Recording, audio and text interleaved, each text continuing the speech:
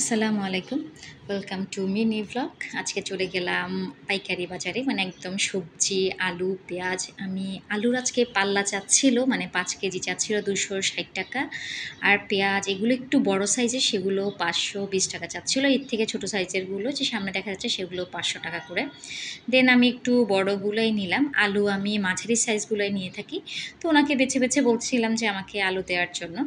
দেন এরপর কাঁচামরিচের ওখানে চলে এলাম। এত সুন্দর লাগে দেখতে কাঁচামরিচগুলো। আজকে কাঁচামরিচের কেজি একটু কম আছে, ৳১০০ করে। আমি হাফ কেজি নিয়ে নিলাম। দেন আমি বাজার ঘুরছিলাম। এই হচ্ছে লাউ। লাউ আজকে পিস ৳৩০ করে। এখান থেকে বেছে আপনি ইচ্ছে মতো নিতে পারবেন। লাউ শাক। তো আমি সামনে হেঁটে, হেঁটে একটু এগিয়ে যাচ্ছিলাম আর করছিলাম। আজকে লাউ শাক ৳২০ চাচ্ছিল।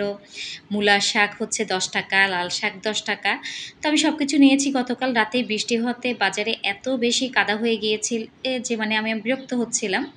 তো দেন আমি আমার টুকটাক কেনাকাটা করে বেরিয়ে যাচ্ছি। সবজির দাম এখনও আগের মতোই আছে। আমি আবার ক্যাপসিকাম নিয়েছি, আরও টুকটাক জিনিসপত্র নিয়েছি।